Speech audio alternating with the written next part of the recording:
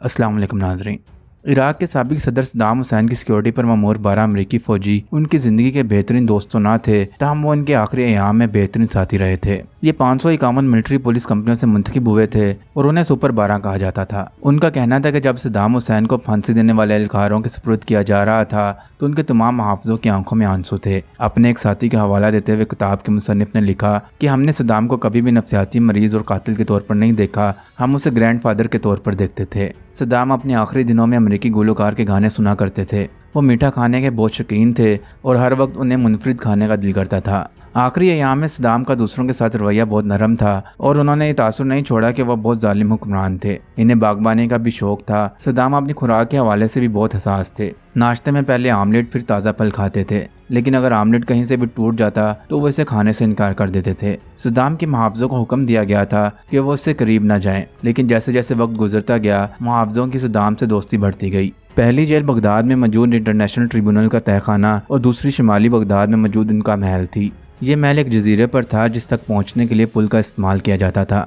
दीगर मुहाफ़िज़ों ने store room को सद्दाम का दफ्तर बनाने की कोशिश की और मंसूबा यह था कि सद्दाम को सरप्राइज़ दिया जाए। स्टोर रूम में पड़े सामान से चमड़े की एक कुर्सी और एक छोटी सी मेज़ को निकाला और मेज़ पर एक छोटा सा झंडा रख दिया गया। ये सब इसलिए किया गया ताकि ऑफिस का एक माहौल पैदा कर सकें। और जैसे ही सद्दाम कमरे में दाखिल हुए, एक सिपाही ने मेज़ की गर्द साफ करना शुरू कर दी। ये देखकर सद्दाम ऊंची आवाज़ में हंसने लगे और कुर्सी पर बैठ गए। इनकी सिक्योरिटी पर मामूर सिपाही उनके सामने मौजूद कुर्सी पर बैठ गया। ये मंजर ऐसा था जैसे सद्दाम अदालत में मौजूद है। सिपाहियों की यही कोशिश थी कि सद्दाम को खुश किया जाए। जवाब में सद्दाम भी उनके साथ मजाक किया करते थे और माहौल को खुशगवार रखते थे। जब भी सद्दाम को वक्त मिलता था तो वो सिपाहियों से पूछते थे कि उनके ख़ानदान की हिफाजत कौन करता है। इस किताब का सबसे हैरानकुन हिस्सा वो है जिसमें बताया गया कि अमेरिका का दुश्मन समझे जाने वाले सद्दाम की मौत पर सिपाही बहुत गमगीन हुए। उन सिपाहियों ने बताया कि जब सद्दाम को फांसी दे दी गई, हमें लगा हमने उसे धोखा दिया है। हम खुद को कातिल तस्वर करते थे और उनकी लाश को बाहर लाया गया तो बाहर मौजूद हजूम में शामिल लोगों ने उन पर थूकना शुरू कर दिया और उन्हें गालियां देने लगे।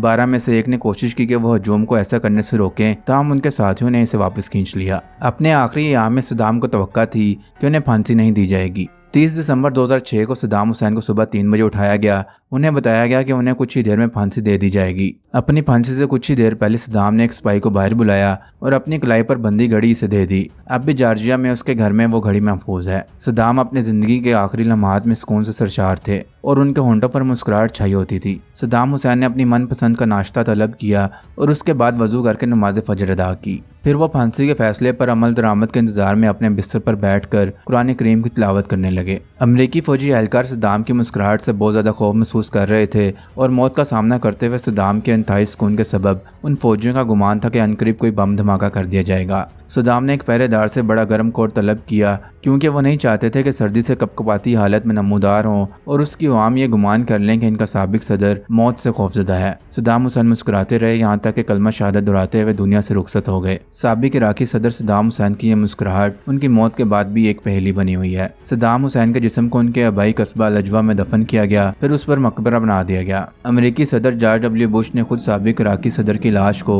एक फौजी हेलीकॉप्टर के जरिए बगदाद से शुमाली शहर तक रेत में मुंतकिल करने का हुक्म दिया था। सद्दाम के कबीला बनु नसर के सरबराह के पास लाश की वसूली से मुतल्लिक एक दस्तखत शुदा खत मौजूद है। उसमें इन्होंने इस बात से भी इत्तफाक किया था कि मैयत की बिला तखीर तदफीन कर दी जाएगी। उसके बाद से हर साल 28 अप्रैल को सद्दाम हुसैन की कब्र पर लोगों की बड़ी तादाद की आमद होती है। ये उनकी सालगिरह का दिन था और उस रोज़ वहाँ आने वालों में स्कूल के बच्चे तक शामिल होते हैं। 2018 में ये ऐलान किया गया था कि सद्दाम हुसैन के मकबरे को एक फ़ज़ाई हमले में मुस्मार कर दिया है, जबकि बहुत से लोगों का ख्याल है कि सद्दाम हुसैन का मकबरा खुला हुआ है। बाज़ लोगों का कहना है कि उनकी बेटी हाल एक निजी त्यारे में सवार होकर तकरीत आई थी और वो अपने वालिद की बची हुई बॉडी को वहाँ से अर्जन साथ ले गई थी। डेली मिनटर की एक रिपोर्ट के मुताबिक जामिया के एक प्रोफेसर का कहना है कि यह नामुमकिन है। उन्होंने अपनी शनाख्त जाहिर न करने की शर्त पर कहा था कि हालांकि कभी भी इराक वापस नहीं आई। ये हो सकता है कि सद्दाम हुसैन की बाकियात को किसी खुफिया जगह पर मुंतकिल कर दिया गया हो, मगर कोई नहीं जानता कि किसने ये काम किया है और उसको कहाँ मुंतकिल किया गया है। ये भी मुमकिन है कि सद्दाम हुसैन के मकबरे के साथ वही मामला पेश आया हो जो उनके वालिद की कब्र के साथ पेश आया था। उनके वालिद की कब्र को नामालूम अफराद ने धमाके से उड़ा दिया था। इराक में सद्दाम हुसैन के चाहने वाले बाज़ लोगों का ख्याल है कि सद्दाम अभी भी जिंदा है। उनका ख्याल है कि सद्दाम हुसैन को सूली पर नहीं चढ़ाया गया था। उनका ख्याल है कि सद्दाम अभी मरा नहीं है, बल्कि उनके किसी हमशक्ल को फांसी दे दी गई थी। ناظرین امید کرتا ہوں کہ آپ کو یہ ویڈیو اچھی لگی ہوگی۔ اگر آپ کو یہ ویڈیو اچھی لگی ہے تو اس کو ضرور لائک کیجیے گا، اور اگر آپ نے ابھی تک میرے چینل کو سبسکرائب نہیں کیا تو میرے چینل کو سبسکرائب کر لیں اور ساتھ بنے بیل آئیکن کو بھی پریس کر دیں۔ اللہ حافظ۔